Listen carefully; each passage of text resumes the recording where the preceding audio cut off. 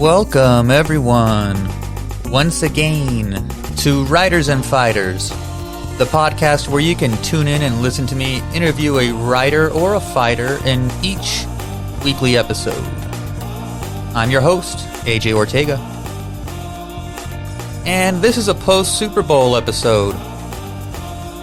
Truth be told, I haven't watched NFL really, especially since I stopped playing fantasy football.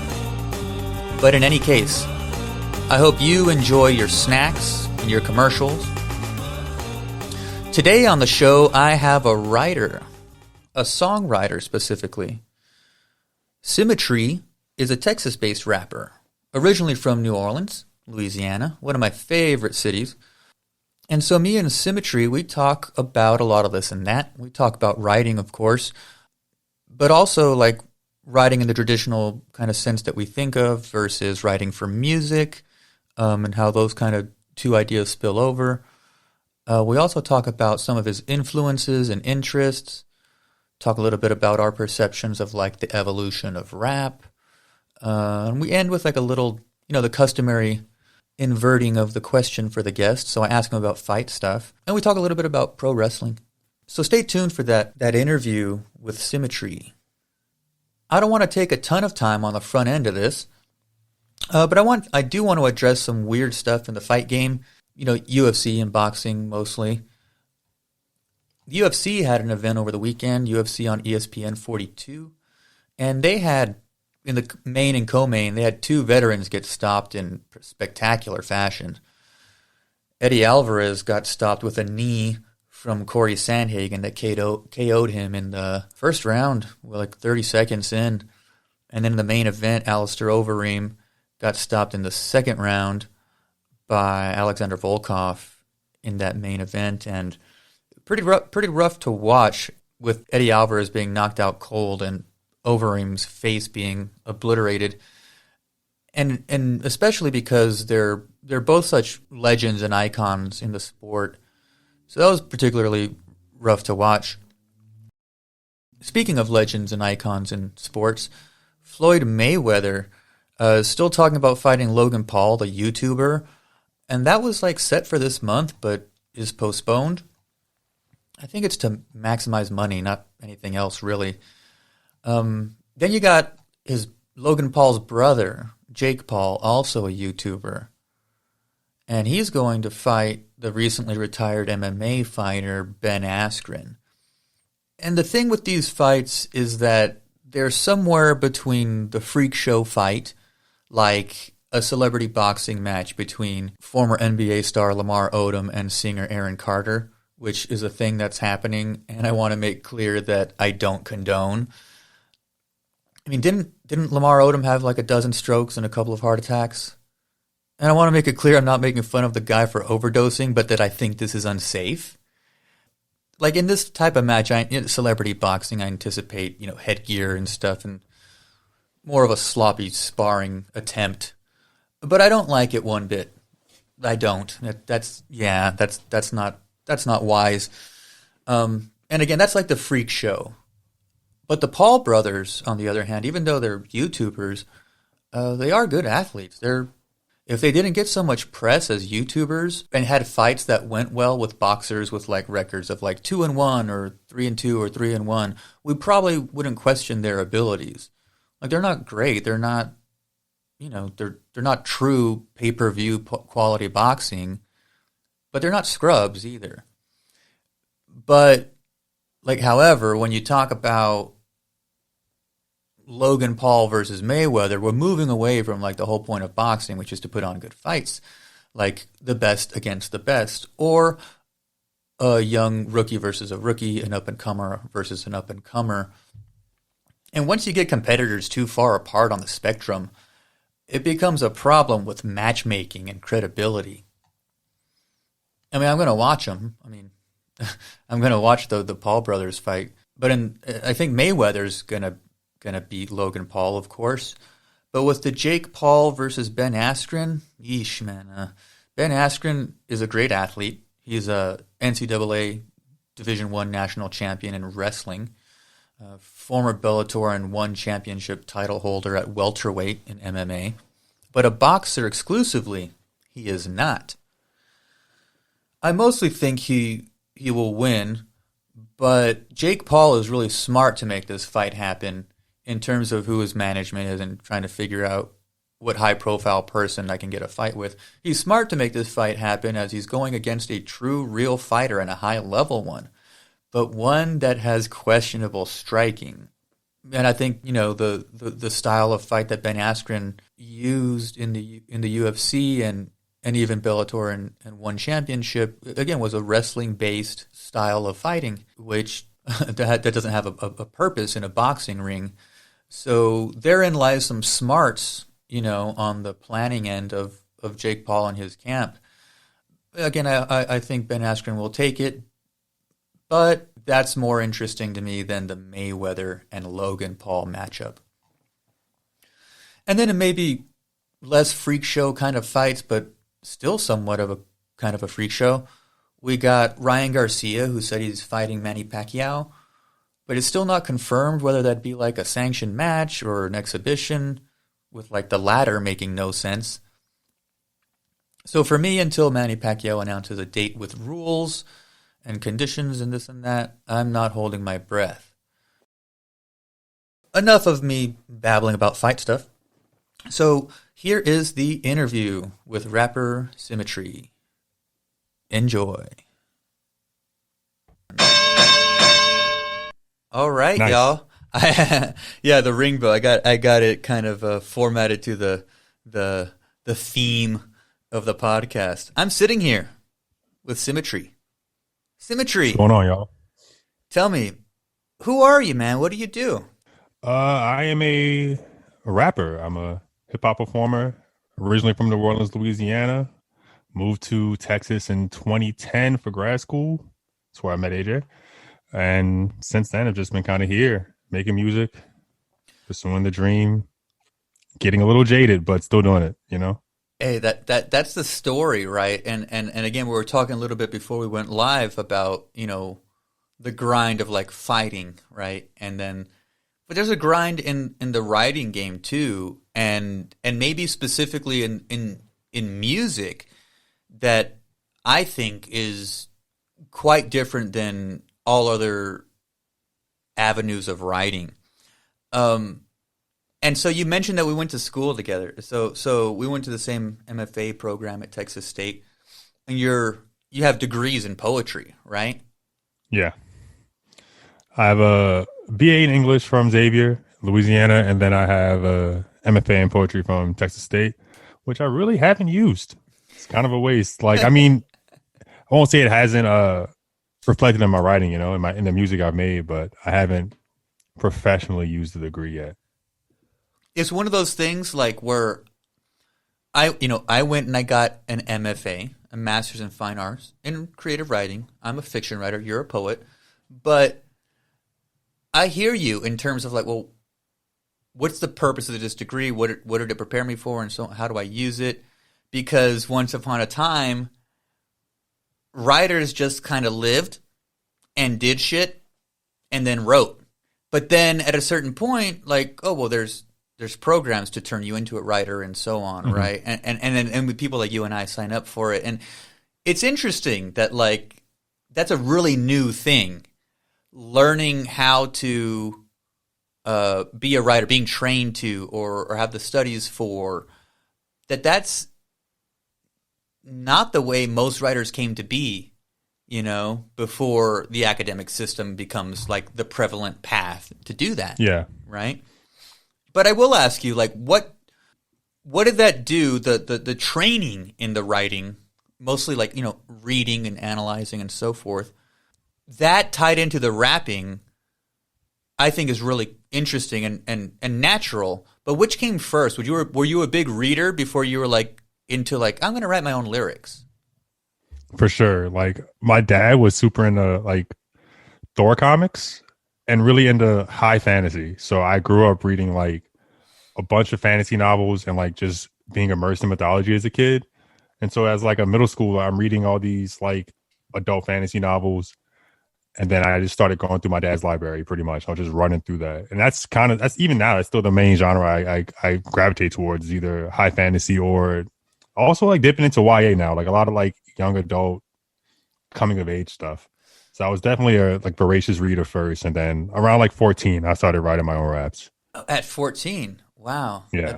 Well, that's also, I mean, again, as a rapper who needs to be able to put words together, thoughts together in a coherent way that is pleasant to the ear, but you had this background in reading like fantasy and stuff like that, right? And I saw even recently, I think maybe it was on your Instagram or something that you had your Christmas haul or something.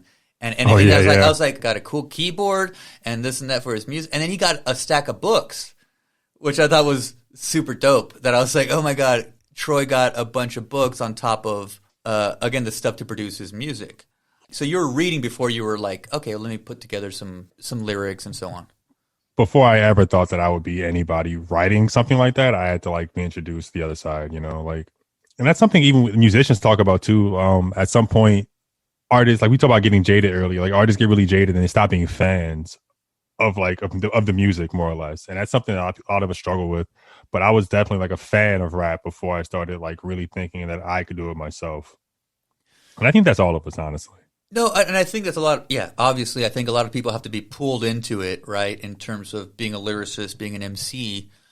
Some of the first conversations you and I had were like at the bar, post class, hanging out in San Marcos and feeding the jukebox and putting some music on from the golden age of hip hop and whatnot. And that would always, we'd have interesting conversations and so on.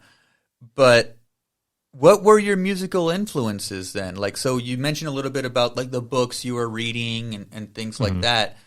But what was getting you turned on to the music, right? Like melodies and rhythms and rhymes versus just telling a story on the page? Yeah. So I didn't listen to rap until I was around 14. So or maybe 13. So I started like writing raps maybe a year after. But up until that point, I listened to pretty much strictly Motown and like old soul music. That's what my parents listened to mostly. So I grew up on like Stevie Wonder, The Temptations, Earth, Wind and Fire, et cetera, et cetera. And then like I would hear rap in passing, but it never really pulled me in. And then at like 14, I guess I was going through like my rebellious teenager stage. I like heard my first glimpse of Eminem, and I was like, wow, this really struck me, And it wasn't just like the rebellious teenager aspect. It was just what he was able to do with language, like flipping language, metaphors, punchlines, his use of like rhyme schemes. Definitely. That really pulled me in. That I think that made me, because I realized how good he was at writing rhymes and making things rhyme.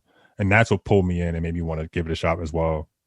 Yeah, I think, it's, and again, when we start talking about rap and hip hop subculture, Eminem is inextricable from it, right? Like, because he's permeated the mainstream so much. But there's something to be said about his, I think the best word that I heard to describe his lyricism was the dexterity in it, right? And that like all the ins and outs of the layers of the rhyme or the pun or whatever the case may be. And he's gone on the record, right, talking about how much he reads and consumes the English language, right? I think it was the 60 Minutes interview that's quite famous, and where he talks about like, yeah, I read the dictionary, right? Like stuff like that. And it's like, okay, well, maybe some of us have, maybe some of us maybe won't read the dictionary, but we want to be, dexterous and stuff like this. What kind of stuff do you think gives you your word bank, right? Like, because I was listening to your 2020 album, the Sycamore Tree. I was listening to some of that, and so, how did you, or how do you, come to putting the words, I guess, together? Again, really the composition stuff, because again, like you're a reader, you have a lot of words at your disposal, and there is the proof in Eminem, right? He's a big reader and studies the dictionary and language and so on. What might be like your version of that? I think for me, I never wanted to use a bunch of really big or like high level language, as far as like just like, okay, here's this 7 syllable word. I didn't want to use a lot of stuff like that. I really wanted to like kind of find the beauty in like common language. So sometimes I feel like my stuff isn't as graspable, like on a surface level, but the word choice to me isn't high level. Like it's simple words, but I think used in a way that's very poetic. And so I'm trying to figure out where I would learn something like that. I think it's just been a grasp of just my musical palette, just like listening to different genres. And I've like, since my teenage years have gone on, I didn't listen to rock till I was like 18. Like I went from like Motown and then like dove into rap and then dove into like independent hip hop. Like pretty much a year after discovering rap, I discovered like Talib Kweli for the first time at like 15. And then like I just dove further and further and further into like as much underground rap as I could. And then like around like 18, I kind of surfaced back up and started like giving rock a try. Like I started listening to like pop music too. I never really listened to like modern pop music for the most part. And so I think just having like a wide musical palette and just being willing to try and just being forced to read new books all the time. Because if you're an English major, all you do is read. Like that's your thing. You're gonna read all day, and then going to the MFA. And I think it was Kathleen Pierce that told me she's like, if you can't write, then read. That's all we did pretty much the whole 3 years we were there. Like you were trying to write for an assignment or to gather components for your thesis, And if you hit a roadblock in the writing process, you stopped and you started reading, and then you're like, oh, a match will be struck or like a light bulb will go off and you're like, okay, I'm back in it. And you can just jump back into your writing process. That's some brilliant advice from the powerful Kathleen Pierce, for sure. Yeah. I don't see myself as a poet. Do I write poetry? Sure. Do I have some poetry out there? Sure. But I don't see myself as a poet. But I say that to my fiction writers, screenwriters, that I teach. And I'm like, you want to make movies? You want to make movies? You want to write a screenplay? Like, how many screenplays have you read? You haven't read 15? You haven't read 20? You haven't read 50? Like, that's crazy. If that's what you want to do, that. Right? Like, and again, it's like, oh, you want to write short stories. Like, how many short story collections have you want to write a novel? How many novelists do you study, right? Versus do you consume, right? Yeah. How many do you study versus how many do you consume? And again, part of what we went through was that, like, well, we get trained to, well, how do you consume literature, right? And so then you absorb the words and so on, stuff like that. I love that you mentioned Stevie Wonder. He is one of my top 10 of all time, period, ever. Nothing can put me in a better mood than putting on a Stevie album. It's so weird, too, because even, like, his sad songs are still, like, so upbeat a lot of the time. Like Living Just Enough for the City is about Black poverty, like, right? And it's like, it's such a great fun song, but it's like, it's about like a little girl who can't afford a new skirt. Like, come on, like, what? No, it's great. And my favorite one, Black Man, right? When you hear all the little kids at the end talking about all the people of color, right, that aren't exactly like studied or revered. And and it's just great. And it's like, oh my God, the layers to the Stevie Wonder stuff in terms of the message, but like, holy shit, how did you make it so pleasing to the ear? It's so fucking catchy. Go ahead. Oh, sorry. I was saying I recently found out that somebody told me that he was a drummer originally. I don't think I knew that until like last year. Like, right. They were saying that composers, a lot of like really good composers, like Sting, obviously, like are primarily drummers, and like they're able to just like figure out new ways to play. We think of composers, we think of people that either play piano or guitar primarily, and everybody just builds around them. And I agree, man. That we think that's the idea of songwriter is the guy with a guitar or the guy in front of a piano, right? Not the guy behind a drum kit, right? But yeah, there's a handful of guys out there that are percussionists that are quite talented writers, composers, and so on. Speaking of writing and composing and stuff like that, I like your music, man. I like your music. Otherwise I wouldn't have you on here. What's your writing process like to come up with a song?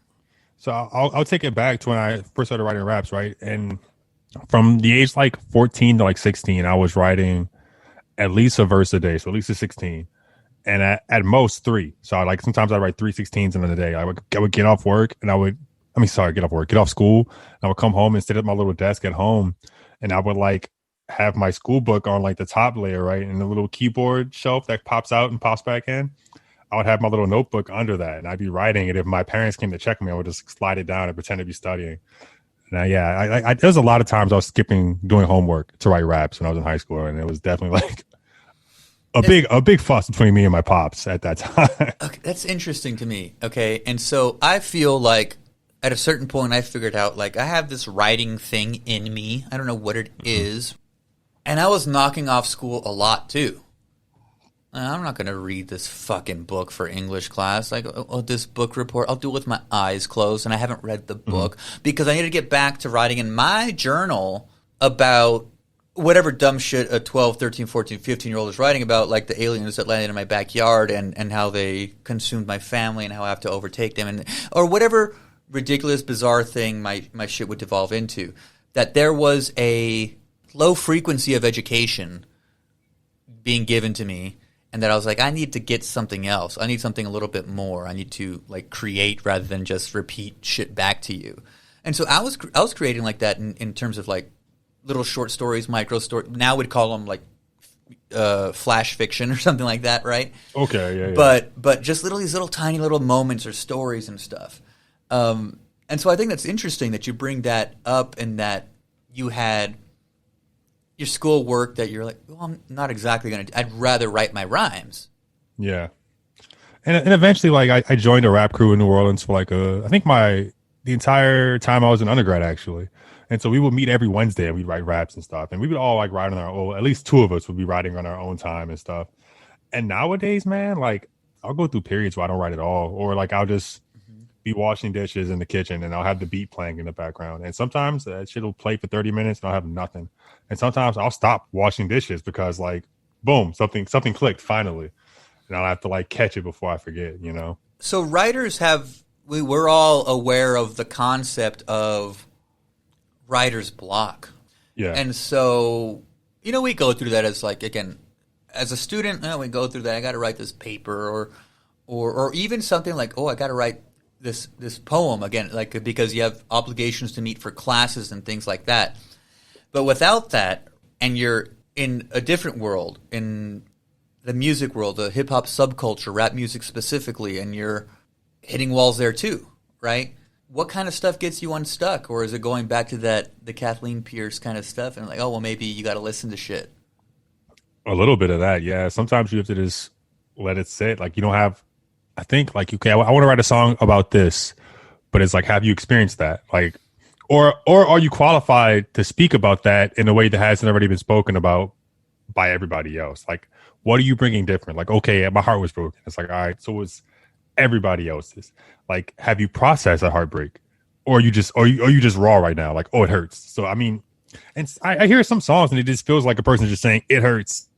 It hurts. And it's like, all right, that's cool. And if people dig it, that's fine. But it's like, have you really processed any of that raw material in order to like put it in a way that is pleasing and beautiful, Processing that raw material. I think that's a really smart way to put that. Those things that maybe we go through or want to convey, and you have to be precise with it, right? And because otherwise you'll expose yourself as, I haven't been through that. I actually don't know what that feels like. Yeah. Right. And therein lies the challenge of like, how do you get something so foreign, like an emotion, and put that into something like words and rhythm and so on. Like a thing like something almost something as universal as heartbreak, but heartbreak is represented in poetry, short stories, novels, rap music, opera, all these different things, right? And how do you do it in a way that's not going to be exposing, cheesy, laughable? It's also trying to find a way that makes it both like specific but universal. I feel like that's like a hard line. You think about movies, like people think about like movies where there's heartbreak, and you want like there to be scenes that like people think, damn, I really went through that particular thing. But you also want that moment to be kind of universal, that like, even if you didn't go cry in the rain, like you understand the feeling, you know what I mean? Like, and I think that's like the line we all really try to flirt with. Yeah, I think so. Yeah, that trying to find that. How do you make something specific while getting that universal kind of attachment for most of your audience. Maybe not all of them, of course. Like I'm a big believer of like if you're not pissing off half the people, then fuck your audience, right? Like you got to be rubbing up against the stuff that maybe is abrasive or whatever the case may be, right? And you want to you're not going to get everybody on your side. You're just not. And that's a hard one. That's a hard one for writers, musicians, people that are putting their stuff out there and that like, hey, not everybody is your audience. So maybe just lean into your audience. Man, that is something rappers try to tell other rappers all the time. No shit.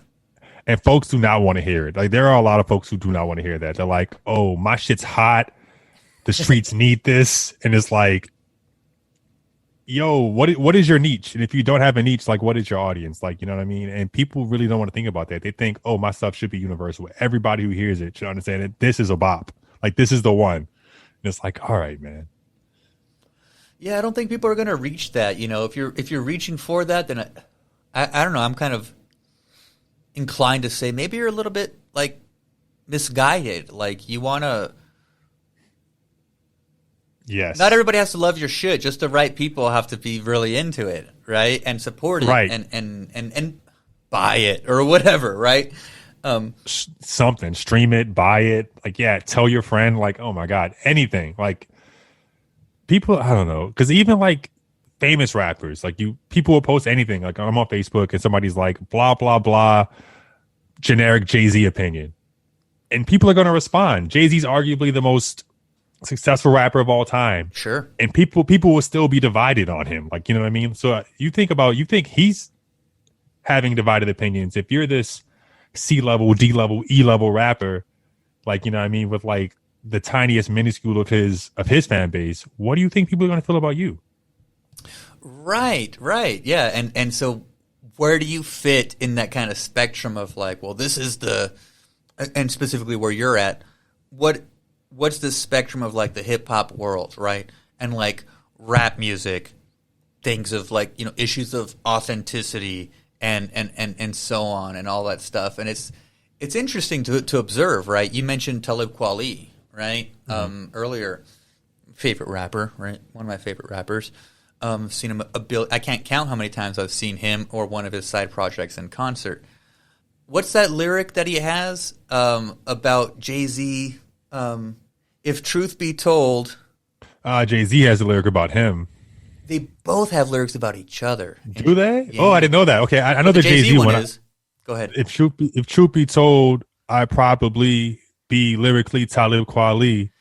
I think that's what it was. Yes. So he's like, no. If truth be told, if album sold, I probably be lyrically Talib Kweli, because he's saying like, if y'all wanted lyrics, this man will be way more famous than I am, but he's not.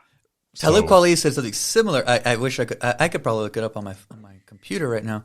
Talib Kweli said, "If lyrics paid, I'd probably be as rich and famous as Jay-Z." Oh my god! So he says the inverted version of that. I got to find the song. I didn't know that. It was like I didn't get a response. It's funny. Yeah, and so there's this interesting mutual respect and acknowledgement of how much are you saying in your rhymes versus how much are you going to get acclaim for that, and really at the end of the day, paid for that, right? Yeah. And that's like this big argument between like the mainstream fans and then like indie fans, and then everybody in the middle too is like, I feel like those people are like really the bridge, because they're saying that people who only listen to underground rap feel like nobody in the mainstream is talented, right? And then people who only listen to mainstream rap feel like nobody in the underground is worth listening to. But the truth is somewhere in the middle, because there are rappers in the mainstream who can out-rap rappers in the underground. It's just that some of these indie rappers may have content that isn't suitable for radio, per se, and stuff like that. It's not always like so cut it and dry as in, oh, this person's on the radio, they're not talented. Or this person's in the underground, they're not worthless. They don't have catchy music. Let's put it that way. Because there is catchy indie music. Yeah, I think that's a big part of it. It's like you got to figure out, like, well, what's the goal? And a lot of it is like, well, follow the dollar signs, right? Yeah. It goes back to your audience. Like you mentioned that earlier. It's like you have to find what your audience is. If your audience isn't like mainstream radio, you may never be on mainstream radio. Right. Exactly. I was so like T-Pain, right? Like he gets a lot of flack or whatever because I just watched an interview by him the other day. Actually, he's so fascinating as a figure in the hip hop subculture and black subculture, in that he'll be the first to admit, like, I make these songs because they sell and they get people shaking their ass on the dance floor. Like that means I get more plays and so on. And now I think people know, or at least some people in the know are aware that T-Pain can really sing.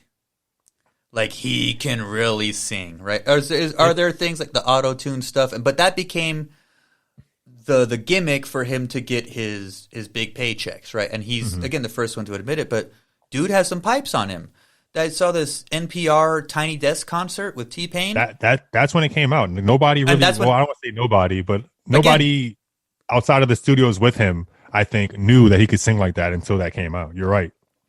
And that was amazing to me. I thought that was like, I was like, this guy could put out an a cappella like soul or blues album, like an R&B album that's just like really stripped down, not very produced, strip down the auto-tune a bit and all that kind of stuff.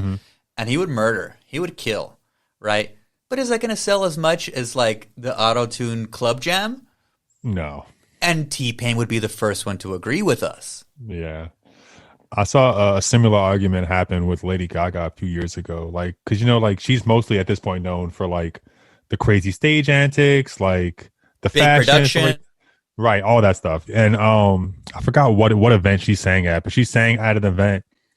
And the headline for like the article was, when everybody forgets that Lady Gaga is super talented, what she does is she just shows up really normal and she sings. And just to remind us that she still has it. Like, or that y'all forgot why she got famous in the first place, and it's just little things like that. You're right, because the production's what sells. And she's great. I mean, she's great. I'm a fan of her very, very pop produced music and so on. But like, again, there's been a handful of times she just shows up, again, a very stripped down production and just sings. And she has some pipes on her. Very similar one, Kesha, right? Again, I've never heard Kesha sing ever. Really? Okay, I've never heard Kesha sing. But can she really? She can sing, dude. What? I've never. Good songwriter too. So and actually, both of them, I think, like wrote songs for bigger pop stars at the time. Like I'm not. I know Gaga does. Gaga did the Britney stuff or whatever back in the day. A bunch of Rihanna stuff too. Right, and so those things, it's like, okay, well, but then at a certain point they got the opportunity to show their chops as like, well, no, I'm a trained singer. Like I can sing. And both those chicks, they murdered it when people give them the shot and be like, okay, how are we going to talk shit if they're not lip syncing? They're the real deal, right? But again, it becomes part of the dollar signs. Like the club jams just sell more, right? They do. People want it, man. Like people want it all the time. That just is what it is. Yeah. I won't hate. I love all that shit. See, as I'm getting older, I'm learning to embrace like the real poppy songs, because I was definitely one of those. This isn't real hip hop kids. I was one of those dudes during undergrad. It was so bad. Me too. Big cringy era. It really was. And I was too cool for the room, and it's just like, oh my god, yeah. And it's like, it's funny because we brought up Stevie Wonder as a percussionist, right? So I have like a little electronic drum pad now, and it's like 8 little squares, and each one is assigned to a different drum sound. So I'm like picking up like rudimentary drumming, Sure. And like 2 of the songs I drummed to were Hit Me Baby One More Time by Britney Spears and I Want It That Way by NSYNC. And I was like, I never listened to this shit when it was popular. Ever. But I'm having so much fun drumming to both those songs. And it's like, all right, I was just being too cool. Oh, but I was like, I was being so cool I was lame, basically. And so that being too cool for like you said, mainstream pop music. Yeah. Pop mean popular, right? Yeah, that's all it is. Right, and that I had that same resistance too, and I'm not going to listen to these. Dude, these days, again, like how do you dismiss pop music? Again, like Kesha and Lady Gaga, because if you dismiss them, then that means you dismiss Madonna and Michael Jackson, right? Like you dismiss them. and Yeah. we can't dismiss MJ. Come on, right? Yeah. And I'm a big fan of fucking Justin Timberlake, man. He is so good, right? And again, production from Timbaland, Pharrell from the Neptunes, right? Mm-hmm. And like, okay, so the beats are solid. Dude can sing. Put him on my TV. Fucker can dance. Like, Right. God, it's hard to hate. I can't. You know. That's something that me and a friend had like a long talk about like a while back. We were saying like who's the modern equivalent to not equivalent, but who's like the modern MJ? Like what do we have that's the closest to that? Because nobody is it, right? Agreed. And we were like, we kind of just like stumbled on like Bruno Mars and Justin Timberlake, Mm-hmm. and I was like, man, such a big step down. You know, if they're like the closest we have, it's not that either one of them can like hold their own to that. Not a world phenomenon like that, though. No. And I kind of wonder if we can have something like that again because of the internet. You know what I mean? Like there's so much more access, there's so much more talent. So can anybody like completely dominate in the way that either one of in the way that MJ did? You know, can anybody hold the reins like that? Because now there's just so many other artists for so many other genres too. There are more genres now than there have ever been, and more genres picking up steam. Like I think of like post-hardcore, you know, like Sleeping with Sirens, Pierce the Veil, et cetera, and that's a subculture. But those motherfuckers are like they're doing well. Like even as a subculture, like they're bringing in bank. Like they're like pulling in big time shows, selling out like venues, maybe not arenas, but selling out like pretty big venues, like and consistently, yeah. And I think that's it. Once you got your audience built in, they're gonna follow you and stuff. And is it possible to get to the MJ level? Because think before MJ. Let's go instead of going forward, let's go backwards. Like you got to go to Elvis, right? Oh God, he was everywhere. Like I mean, really, who was that big? Because you can say, oh well. I mean, okay. So you mentioned Elvis, you mentioned the Rolling Stones, you mentioned the Beatles, right? Like and MJ. Other than that, like, what is that, right? And even the Beatles started off like no different than the Backstreet. They were a boy band when they started. Let's be honest, right? They were 18. A boy band though. They played the music, but they were and they killed it. And then they grow as artists, like a lot of artists do, and as I think they're supposed to do. You evolve. And so, you know, the Beatles on Ed Sullivan are not the same as, you know, the Beatles that did the White Album, right? Jeez, even just like the Jackson 5 is way different from like Michael Jackson's solo music, especially later in his career, like much different. You know what's, dude, I got deep in, so there was the Jackson 5 and then MJ, right? But in between, there were the Jacksons. Because it wasn't fun. I forget what. I always forget about that. Right. So there's a little era it's not the Jackson 5, but the Jacksons, which is slightly different than the Jackson 5, and then you go into MJ and so on. But yeah, how do you get that big with as connected in the world as we are now with social media and so on and the accessibility? Like a lot of people want to hate on SoundCloud rappers. I'm like, they're doing their shit. They're doing their shit. Like, how can you hate on SoundCloud rappers? Like, and even in like, okay, well, current rap and the I'll say quote unquote mumble rap or whatever. Right. Like, there's haters of that. I'm like, but I like those songs too, right? Like, and that really rap's evolved like metal has evolved, and like how rock and roll has evolved. And that's the thing. You don't have to like it, but understand that it's not wrong to have subgenres. That's why I'm at. Like, I may not really dig mumble rap, although I do love that song, The Box. That song is. There's a handful that I'm like, this is. I don't know what they're saying. It's good. There's a few that I'm like, okay, this one can go to the playlist, you know. But generally, I kind of steer free. But I understand that rock had the time to go through all these subgenres. I don't understand why people don't give rap that same. But it's just everybody. You think about the Grammys, right? Like, no matter what kind of rap song you make, when you go into the category, you're like, rap, hip hop. That's it. Like, because of like outside of rap, everybody sees this as one like monolithic community, and it's just like one thing, and it's like, all right. Yeah, I think we're living through a change there. I think we're living through that change, and we're seeing that because historically, jazz went through the same thing, right? Like, okay, well, jazz in the 1920s, 30s, well, it's black folk, and they're smoking fucking reefer in speakeasies and getting drunk and doing this, and it's like, and it's all improv. and it's all improv, right? And it's like, oh, well, they didn't write it, and it sounds weird. It's like, no, it just sounds different to what you're used to. Yeah. And now you can go and see jazz performances in $50,000, $60,000, $70,000 or 70 seat arenas, right? And it's all white dudes. and it's all like and it's all compositions. And it's all white dudes who went to school. Like just like we went to school for writing. It's all white guys who went to school similar to that, but for jazz. So like super uppity jazz schools. This thing, I mean, like I haven't seen the whole movie, but I think the movie Whiplash kind of sums it up. You got to watch it. It's a good movie, actually. Really I need to watch it. Yeah, cool. I watched like the end scene the other day, and I was like, all right, I need to watch this. Especially like me, like trying to pick up drums. You know, I was like, you should watch it just as a musician, and knowing somebody who's had, somebody who's also had intense teachers, because that's also like it's a music movie, 100% it is, yes, about a musician and that kind of journey, but it's also about like that person, that teacher, that professor, that person. Oh my God, are they crazy? And some of them are. And that movie hits on that. It's really interesting. Yeah. And the music's really cool, of course, to watch that. But yeah, that idea that, okay, well, time will tell, right? It's like over a certain amount of time, the hip-hop subculture has become, in some regards, in some avenues, respected and studied and appreciated and so on, right? But in others, it's still like, oh, well, that's that other thing. And it's like, well, no, it's just inextricable from American culture now, you know? yeah, I think. Jesus. I agree. No, yeah. Dude, you remember, what was this? It was, there was an argument maybe a couple years back, and it was at a Kendrick Lamar show. And he invited some young white girl on stage for one of his songs. And the song had the N-word a bunch of times. And she said it.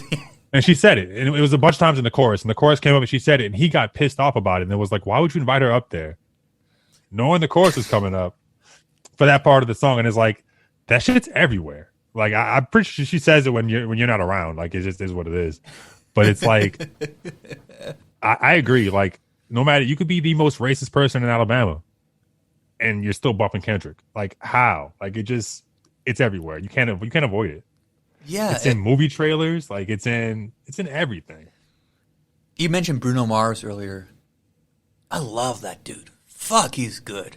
And it's fun to watch. Yeah, just entertaining, right? Again, not quite Michael Jackson, but we'll deal with what we got, right? And Bruno Mars is a motherfucker. He's kind of not quite Elvis because he grew up as an Elvis impersonator. Right. That's part of his history. Yeah, so he's like not quite Elvis. That's like the funny thing. No, that is. But I don't think I realized that he could play like drums and shit. Like that was cool. Like to see him like stop singing, like I'll go play drums for a little bit. Like and that's a shit Prince would do back in the day. I had a similar version of that with Pharrell. Really? Right? Yeah, Pharrell and the Neptunes. I was like, oh, well, cool. Because I thought it was like, oh, well, he raps and sings. Like, cool. I didn't know he played every instrument. Right? Like it's like that didn't surprise me though, considering he's a producer. Yeah. Andre, you give me any big producer, I wouldn't be surprised they play drums too. Rappers that play drums, shocked by. That's interesting. That's it. Yeah, producers, different story. 100%. You're right. Right. Yeah, Pharrell. I'd be like more producer than rapper. 100% Pharrell. I think he's great in terms of like showing the range because I always tell people like Pharrell from that song Happy. Grinding. Happy. Oh, that too. Well, so you know him from Grinding. That was my introduction to Pharrell. Like I didn't know who he was until Grinding, and that shit was everywhere. It was kids at school playing that same beat on the lunch tables all the time, every day for like 2 weeks, and that was my introduction to Pharrell. So yeah, way different. Happy again becomes this big international hit.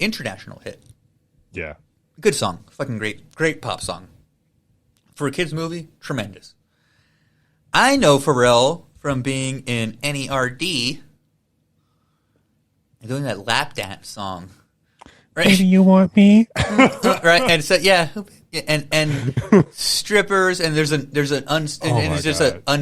X-rated video. I saw that video as a kid. Yeah, as a kid, what is happening? Because you had to get it bootlegged because it was like you had to watch it on BET Uncut, and everything was like blurred out, and it was like, oh man, what a time to be alive. And that fucker went on to make Happy and fucking did an interview with Oprah and was crying, and it was tremendous. And but that's the range of, he's a musician, right? And I think what we're going to too is that we're talking about all these people who have like 15, 20, 30-year careers, and that's what it is. It's like, if you can last long enough, you're gonna have to evolve multiple times to last that long. Because I watched a video the other day with Pharrell, like making a beat, and he's calling Jay-Z. He's like, hey, come to the studio right now, I dropped this banger for you. And Jay-Z's like pulls up with old Jay-Z, like, oh sure, with the like Jay-Z, who might have just running the who, world, Jay-Z, who probably just gave up selling crack. Jay-Z like shows up still wearing the do-rag, you know what I mean, ready to work, like those like wearing like a baggy basketball jersey, Jay-Z, like, and he Jay-Z is still in the streets, Jay-Z, like not though we know him now, you know what I mean, and right. It's like so funny.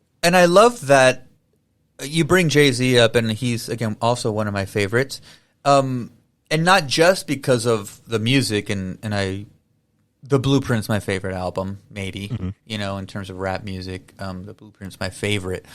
But we don't, I guess, so Jay-Z and a handful of others changed some of the rap landscape in that it wasn't like, okay, well, who's the toughest dude who has the most bling and so on, but it's like, well, who owns the most companies, right? Like, who, right? And so him and Puff Daddy, or P Diddy, I should say. Does he even go by Diddy anymore? I don't know. I don't know. That's probably like 10 years old now. I'm probably like dating myself exactly. there. Just saying. With but those guys, those versions of those guys, to where, okay, the rapper becoming the mogul, and I own companies and brands, and I'm plugged into hip hop culture and so on. Like Jay-Z, I think, is the guy that had the biggest impression on that evolution of the rapper from selling crack rocks, Jay-Z, to owning a basketball team, record label, and vodka line, and clothing line, and so on. And that's been interesting to observe in our generation-ish, right? Like, how old are you? I'm 37. How old are you, Troy? I'm 32. Okay, yeah, so we're ish, yeah. About the same. Yeah. And I think that's too is that he kept rapping. That's the weird part. Like, Diddy was never really a rapper. He used people to write his raps for him, you know what I mean? And Russ, like, of course, like, he kind of gave it up and has been doing the mogul thing. Jay-Z retired, came back, retired again, came back, dropped a surprise album with Jay Electronica. Like, you just never know with him. So, like, yeah, he's doing his mogul thing, but he's not. He hasn't abandoned the rap game, and that's the thing. And still, like, still sharp. Still I think it's good, down. Man. We like we think about rock people, rock bands and artists. They could drop an album and tour for 20 years, you know, and that's not really a thing for rap music. But when we think about rappers being old, by the time you're 30, you're already washed. You know what I mean? Like, you're an old rapper. You're an old head at that point. And so to see somebody in their late 40s, early 50s, like Jay-Z, like I know Black Thought's been dropping a bunch of freestyles lately. I keep seeing Method Man shit dropping, like, to this day. And it's like, to see rappers in their late 40s, early 50s who are still sharp, I think it's going to hopefully change the dialogue around, like, what's too old to be a rapper. You mentioned earlier when you got into rap, you're like, oh, well, I heard Eminem and so on, right? Like, I'm 4 or 5 years older than you. I was like, I have to hide my cassette tape that I borrowed from a friend of Snoop Dogg's Doggy Style, because there are cartoon pornographic images in the liner notes, and so I'm scared to, and The Chronic, of course, that was the same era, right? Like, those are the two. I'm like, this is so weird and crazy, and you're listening to something that's quote unquote bad. I'm doing air quotes, and my parents are upset. And my favorite rappers now are 50, like Dre. Like, when Dre got put in the hospital recently, like, I'm like, Dre had an aneurysm. Well, of course he did. He's 50 plus. Like, and Snoop is only alive because of weed, and all these things. I was like, oh my god, the rappers I grew up with are 50. Dude, Snoop's still in pretty decent shape. Like, I watched a video of him playing basketball the other day, and he can still dunk. I was like, what is this? Like, You know what though? Maybe like the arthritis shit doesn't kick in when like you just like have cannabis for joints. Yeah, You know, when like you're made out of THC, sure. exactly. Yeah, Like that's my man. arthritis. Who I can still jump. It's all good. He was fucking in a wrestling ring. He was on I saw that the frog AEW splash like a couple weeks ago. A couple weeks ago, he was on All Elite Wrestling, and yeah, did a splash from the top rope. It looked horrendous, but It looked really bad. and Yeah, he's been in the ring here and there, and it's been funny. Because again, he's permeated pop culture to where he spills into my weird world of the WWE and pro wrestling and AEW dude. and so on. From wrestling to like cooking shows with Martha Stewart, like just everywhere. Yeah, he's truly again and there's a good example of he's not a hip hop culture icon. He's an American icon. Oh damn, you're right. He is an American icon. People that haven't heard a Snoop song know who Snoop Dogg is. It's true. That is true. There was people talking about that he was soft or whatever, like pretty recently, and somebody was like, "Do none of y'all remember when he had a murder charge like on his plate?" And it's because you know Snoop from the last like 10, 15 years, you know, and it's like it's a different Snoop. Right. Different Again, times. and Dre and Cube, right? Like Ice Cube, like NWA, fuck the police, right? All this stuff, right? It was a good day. Didn't have to bring up my AK, all this stuff. You blink and he's in Pepsi commercials. You blink again, he's in family there yet? family Yeah. comedy movies. And yeah, that shit is just fascinating to see. Again, those icons that were so maligned, like that are like who's a bigger power couple than Beyonce and Jay-Z? Tell me. Mm-hmm. Aside from Obama and beside Barack and Michelle, like who's a bigger power couple? Jay-Z. The only one, the only one that could have probably compared is Kim and Kanye, but I think they're going to split pretty soon. So yeah, that's the story, right? that's the closest one I could think of. Besides, yeah, you're right. The last Like really like permeated everything, and it's like, oh no, we're just part of the fixture of American pop culture now. yeah, It's interesting. Let's get back to your music a little bit, though, man. sure. So you travel and stuff, and so you tell us a little bit about like so Symmatree raps, but you also got other stuff that you're involved with musically. Yeah. Yeah. So I'm in a hip hop collective called Grid Squid. It's me and 3 other artists here in Texas, and then 2 guys or 3 guys, depending on the day, in New Orleans. So that's like we were a group for a little bit because when we first started touring, none of us had enough money to tour. There it goes. So we kind of like pooled resources, and like we threw like hip hop shows at a dive bar called Triple Crown here in San Marcos for like a long time, and we started selling pins for $2, right? And then like we saved up some money for the selling the pins and playing the shows and throwing the shows, and so we bought our first batch of T-shirts. Then we sold the T-shirts, and after selling the T-shirts, that was the money for tour, and we were finally able to go on like 2 or 3 day tours. We'd go out like play like a Thursday, Friday, drive back on a Saturday, or go out and play like a Thursday, Friday, Saturday, and drive back on a Sunday. And that was kind of the thing for a minute. And then we all kind of like have slowly broken apart again back into like a loose collective because we're all growing up. Like it just is what it is. We all don't have the same schedule anymore. Sure. Well, here's a question maybe because you do collaborate. How do you know if you're working on something and you're like, this is something for Symmatree, or this is something for this hip hop collective I'm involved with, or this is something I want to do with a homeboy of mine, or is there even a rhyme or reason to how that shit happens? Some of it is random. Like, you know, like I'm also in a band called Stereo Fiend. So it's me and one of the other members of Griswood. She's a singer. And so we're the front persons, I guess, for the band. I rap, she sings, and then there's like a guitarist, bassist, drummer, keyboardist, and so they write their own stuff, and then we'll like we'll put vocals to that stuff.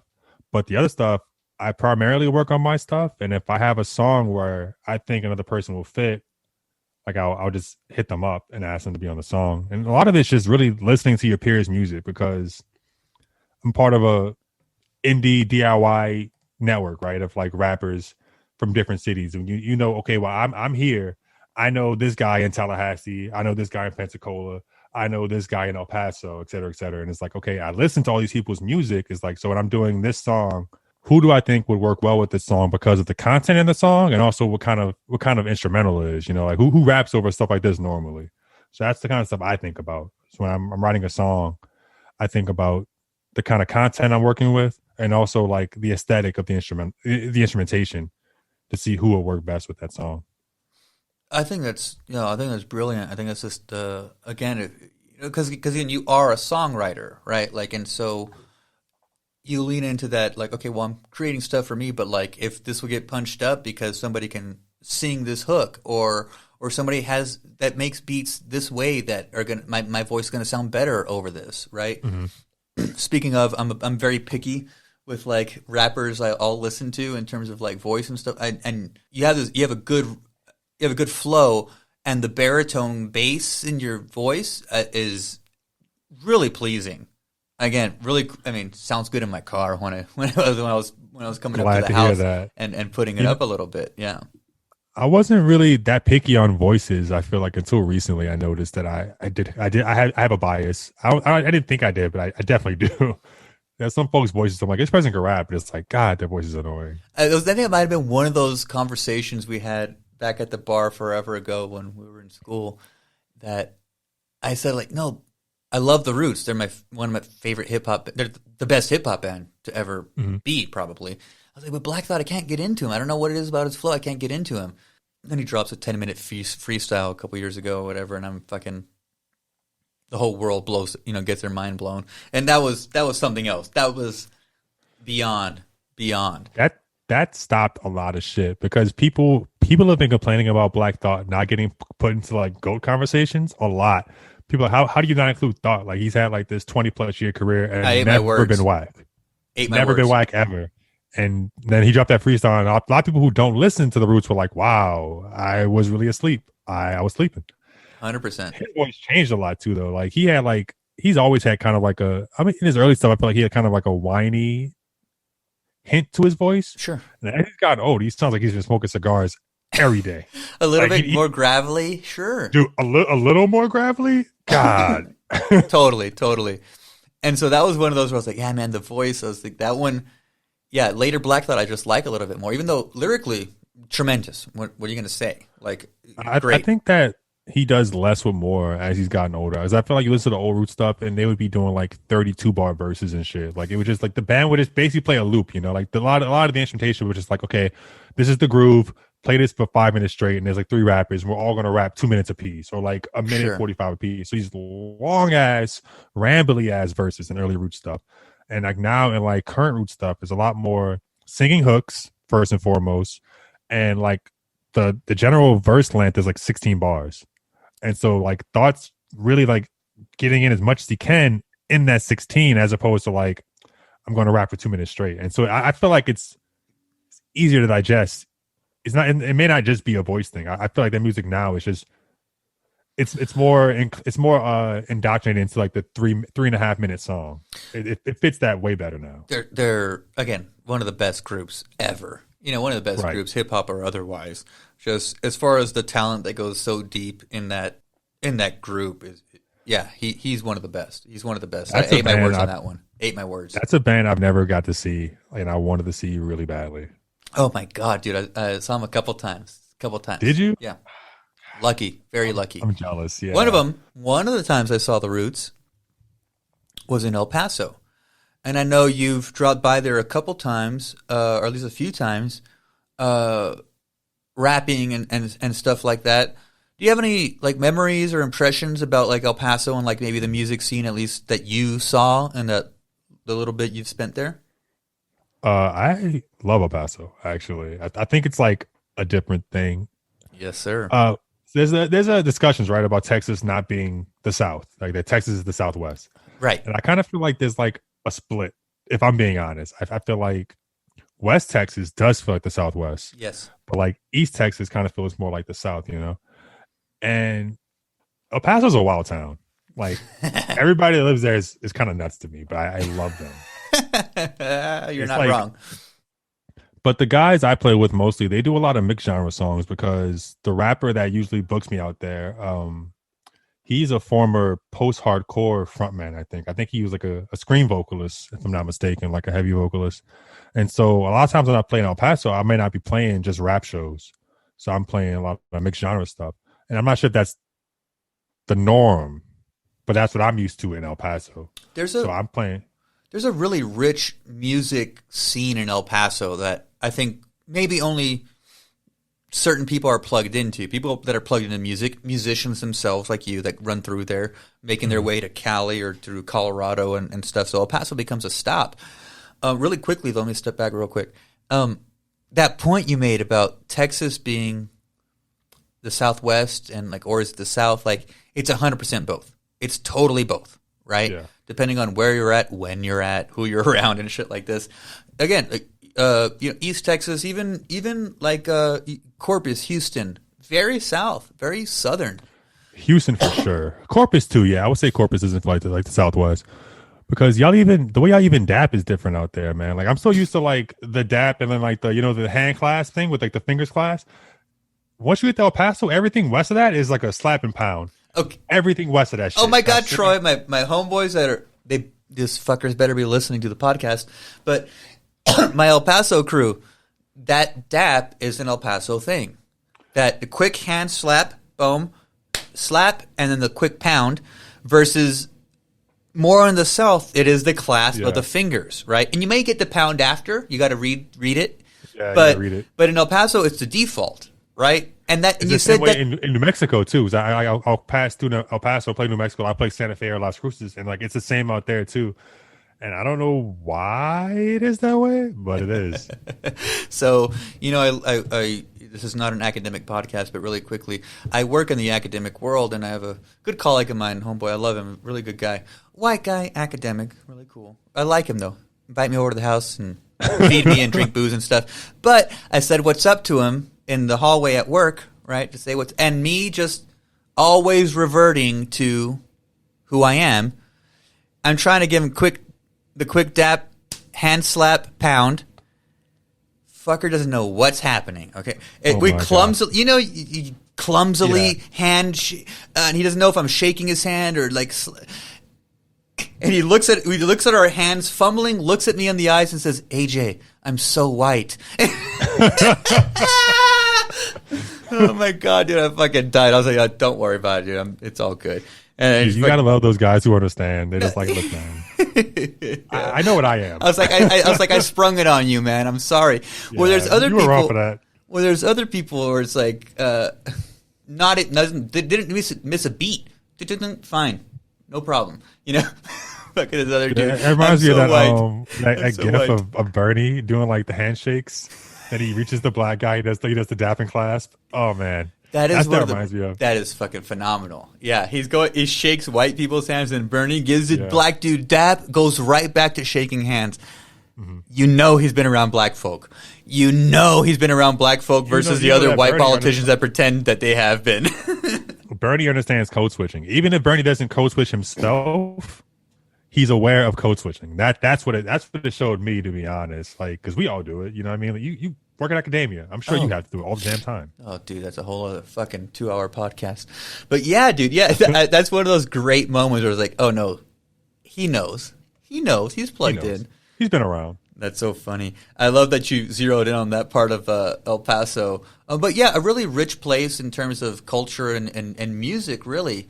Because you get this weird converging of Texas, which is its own thing, the South, the Southwest, and it is Juarez is right there. Mexico, Juarez, right there. You get Mexico, and you get an influx from California. Right, it's a stop to California or a stop on the way the other way, and historically it's El Paso del Norte, the pass to the north, right? And so they're going, and so there's a history to people going to the west, and so you get a little bit of Cali influence, you get a little bit of Texas, get a little bit of Mexico, get a little bit of New Mexico, and there's no place like it, I agree, and you're right about the music scene being like really rich because I was hanging out at that rapper's house. Shout out Phobia the Prophet, and there we go. People are hanging out with us like before. People come to his crib before the show, and like.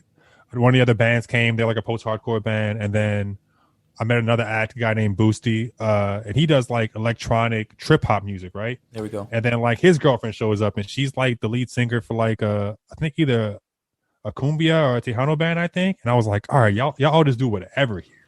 And they're all just intermix and just hanging out. And it's not just like, okay, because I know here rappers just hang out with rappers a lot of the time. There you go. And like if you're in the punk scene, you're hanging out with your punk friends, you know. And it's just like I don't, and it varies from scene to scene, obviously, but Sure. it seems like there is mixing in El Paso.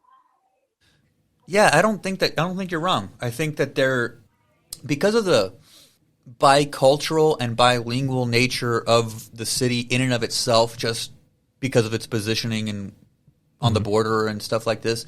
I think because you get in LA a version of that too, right? That there's this again this mixing of cultures and music and personalities and so on, and that in places like El Paso, that's enriching. That you're going to get the rappers that are hanging out with the metal's big in El Paso and in the border. Like people don't know, like metal is huge on the border. Whether it's TJ and LA, or whether it's Cali or in Texas in the Valley, Laredo and Nuevo, like there's a interesting metal scene, and then that there's also the sensibilities of like cumbia and ranchera music and southern rap, chopped and screwed. Like that's only a few miles from Mexico, right? Houston and Mexico, and so I think that's a unique thing that El Paso can offer artists and musicians, creative people, and I'm glad that you were able to pass through there, man. And you know, I always promoted your stuff when you would pass through. I'd tell my homeboy, hey, go downtown and go see Troy, go see Symmatree. It's a good spot to be, I think, for artists because they had their own. I know they had the Neon Desert Festival out there. That's big out there. Big now. And it just being so close to New Mexico and Cali, like they can just and Colorado if you want to go play Denver, like it's just an easy chop to just play places in the West. You can be very very visible in the West if you want to make those small tours. Like for me to get to Cali, it takes all day from where I am. Oh, it's ridiculous, and you got to stop somewhere. El Paso. Exactly.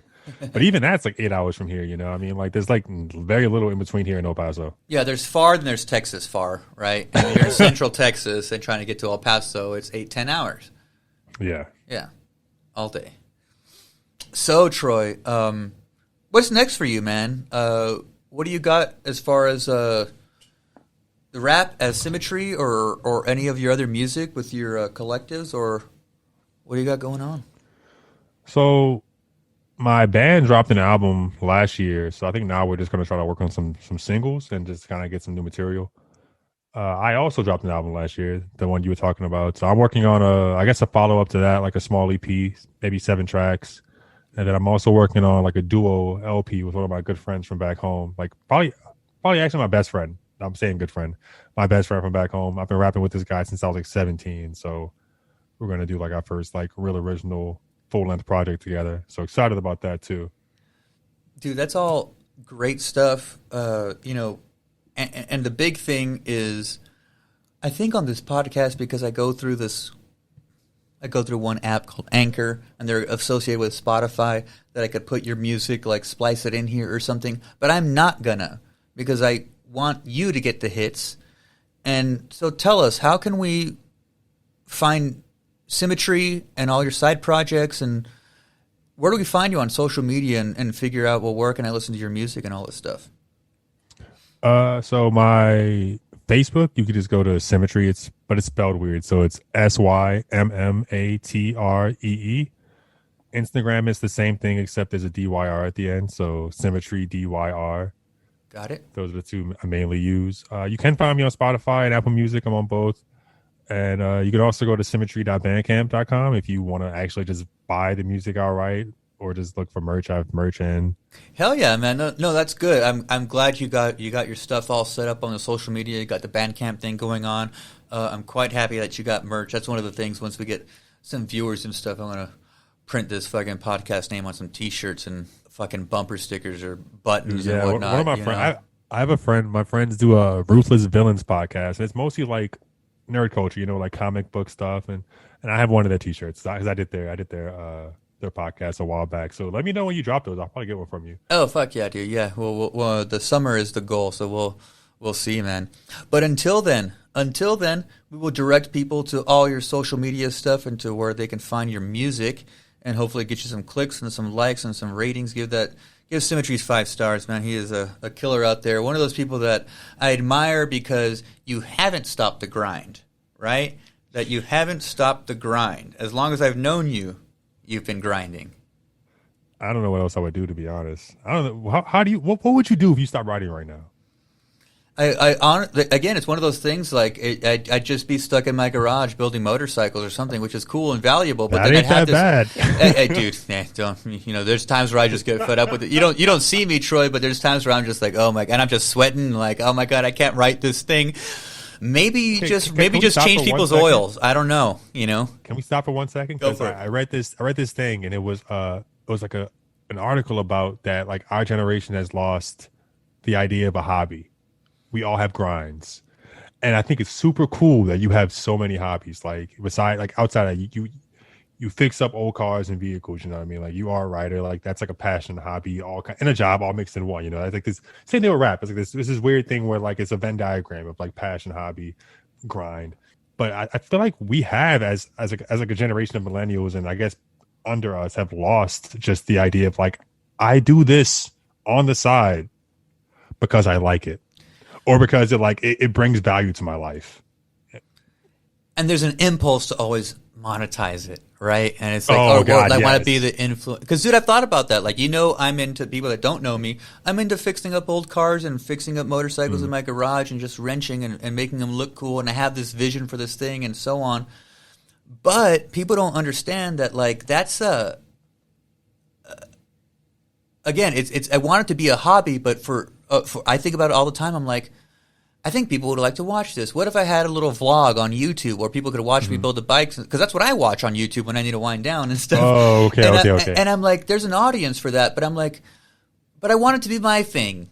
I want it to be Yeah. maybe it's just this kind of thing that I own for myself versus the writing, which is like, well, no, that's a thing it's always for me too, but it's like I have to keep the audience in mind, right? Exactly. But that Exactly like there's that. this impulse now with this again, millennials, and I'm an elder millennial, right? Got in there really early, but then people Yeah. younger than us too, that they're again that just to do something for the sake of doing it and the passion and the love for it versus how can I use this to get me somewhere? How can I use this to get something?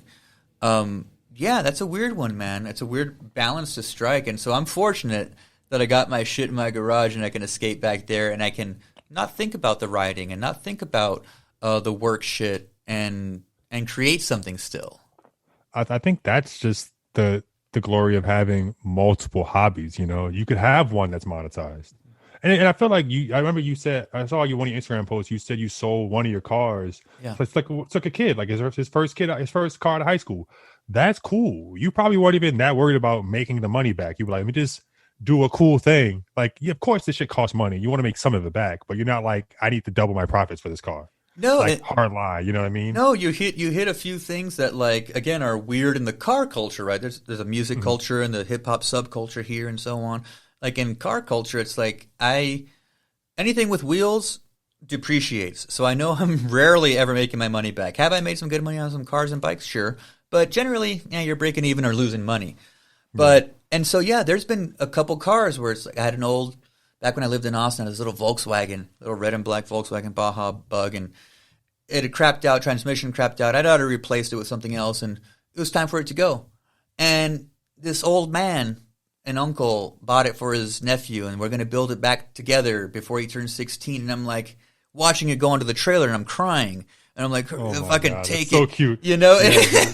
And I'm Yeah. like, that's a beautiful thing. I've sold a couple guys their first motorcycle, you know, and stuff like this, and yeah, it's a beautiful thing that is purely driven by this thing I have in me that's like, oh, I love that, and I don't have to get anything from that. That's not the money, right? Just that, oh, that person's going to enjoy it, or hey, you fix up this car nice, I'll pay you money for it because it's nice, or whatever that little emotional thing is. I get that. I also get it when I get a poem accepted, or I got this thing published, or Yeah. I get that too. But it's nice to have something a little bit separate from, again, the grind. The audience, the grind or the audience. I agree. Because it's like, I don't know. I don't think I enjoy rapping for me, right? Like I write the kind of raps I want to hear. Like that's my goal when I started rapping, is I realized like I want to write the kind of raps that would have made the 14-year-old me discovering rap be like, God damn, I want to write raps now. And that's always been my goal. It's like, it's my audience in my head has been like me as a kid wide-eyed discovering rap, and that's always been my go-to audience. But I don't know if I would write raps without the audience in mind, and I guess that's what I was getting at. Mm-hmm. And so I think it's important to have hobbies where like it doesn't matter if somebody's on the phone with you. I mean, if you're like on the phone, if you're not on the phone, you're still doing it. That's cool. But I don't know if I would be rapping if there was nobody on the line on the other side listening. Yeah, there you go. I think that's important, right? Like, and again, like my writing, same deal. Not music, but I'm writing. I want people to see it. Otherwise, I wouldn't write. Yeah, Right. I make my rides look cool and nice, and I like my bike to be shined up and whatever, so people look at it. So I want you to see the work I put into it because it is a labor, right? And it is a labor to write a song, to write that 16 bars, right? Mm-hmm. And that's like, yeah, like there's a different impulse to be like, I want to share this. Like I think I have something to share with not the entire world, but maybe a little part of it. But yeah, dude, I think you have you have a similar vision to me in terms of like, well, why do we do this shit? It's hard. What are we doing? But there is a value in it. Oh yeah, I think it's God, better a hard life than an empty life. Maybe that's just what it boils down to. I like that. I just Who said that? That's a good quote. I dig it. I just I'll attribute it to you. it. Fuck yeah. It. Hard life is better than empty life. I fucking love it. Anything else before we go, Troy, man? I enjoyed this talk. I wish we could talk some more, but I'm going to have to get you back on at some I'm point. down. This has been really fun, actually. Yeah. Hell yeah, man. We'll switch it up next time. Maybe we'll talk about fighters. Hey, well, that was my last question. I was leaning into my last question. And so you're a writer, obviously. You write music and you're a poet and all these things. But the name of the podcast is Writers and Fighters. So do you have any fight experience? Did you ever train anything? I see you. I know you work out. And I'm like, God damn, Troy has the body of a boxer. And then have you fought at all, or do you have any training, or are you a fan even? No training. I'm like, God, I'm like a very casual fan of a few things. Like the things you're super into, I'm probably a casual fan of all three. So like you would be like, this fucking guy knows nothing. Like I like No. casually keep up with boxing, casually keep up with MMA, and like my friends are super into wrestling. My friends back home, and so like I know a lot more about that probably than I do about the other two, just because of like how invested they are in wrestling culture. No, and so yeah, and again, wrestling is a big interest of mine, which is again it's theater, right? It's the illusion of combat, but it's still visually appealing, and we're attracted to it for whatever reason. When did you start watching wrestling, and what was your thing that was like, oh shit, this is kind of interesting now? Two eras for me. So like as a kid, I watched a lot of wrestling because I thought it was just like I thought it was cool, but I didn't realize it was fake. And as I like found out that it was like scripted, I kind of like phased out of it. But as an adult, like maybe within like the last 5 years, I got back into it because I was just so damn impressed by how athletic it is. Like you say, I work out, right? So I played basketball, football in high school, and I still work out. And so I got back into it because of the theater aspects. It's super funny and like really, I think wrestling's hilarious. But also because just like the sheer athleticism, I am very impressed by like the tier of athletes these guys are. Like a lot of these moves take 2 or 3 guys to pull off. Like it's not just one guy doing a Hurricane Rana, you know what I mean? Like you have to be helped up for that. Nobody's going to pick a grown man up to powerbomb him. That second guy has to jump into the powerbomb. Sure. You know what I mean? Like, and I think understanding that made me like it a lot more as an adult. Like I was just the team effort that goes into wrestling. Yeah, I had a similar experience in that, like, okay, you watch it as a kid and it's that, but then you're like, okay, the veil is lifted, right? And you're like, oh, okay, well, it's a show. Interesting. It's a show is scripted and okay. But this shit still looks amazing. And then you're like, okay, well, they're trying to get to the end where the bad guy wins. And so how do they get there? And, well, he has to do this and that and do these very interesting physical maneuvers that have high impact and are dangerous and do end up in soreness and injuries and so on. Right. But that it is this give and take in the ring that like, oh, it's more of a dance than it is a combat, right? That like, okay, I'm going to power bomb you, but I have to protect you. I'm going to pull that Hurricane Rana, but make sure you tuck your chin, right? All these kinds of things. And I've been fortunate enough to see it up close as a wrestling referee. But like a whole show takes a whole bunch of people. It's like, well, yeah, there's 2 wrestlers and a referee, but then there's the ring announcer and there's the guys that trained them and there's all these. It's a big kind of collective thing, and that's what kind of got me interested in it again too, in a different level in adulthood. Dude, my friend that wrestled for Wildcat back in New Orleans, he was telling me that they made them do like, basically he was getting suplexed or power drive like a bunch of times in a row just to learn how to tuck your head to not get injured. And he was like, by the end of the day, his back was shot because he just got slammed on it all day. And I was like, what? I was like, this sounds like madness. It's just like, I'm going to beat the shit out of you for like the next 2 hours so you know how to get the shit beat out of you and not get injured. Like, it's going to hurt. Right. But you won't sustain like an injury, which is the goal. The goal is it's going to hurt no matter what. But the goal is for you to be able to wrestle the next week. There it is, right? Like, yeah, pain is going to be part of the deal, right? But we got to make sure you can make the next show, right? I've been fortunate enough to have a couple pro wrestlers on, and we'll have a few, we'll have several actually in the future. So definitely stay tuned for that. Well, Troy, aka Symmatree, I appreciate you talking to me. It's been fun. Thank you for having me.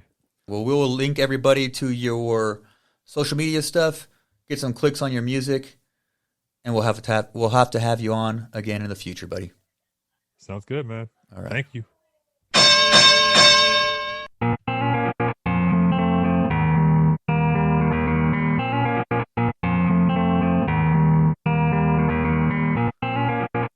All right, y'all. Thanks for listening to that interview.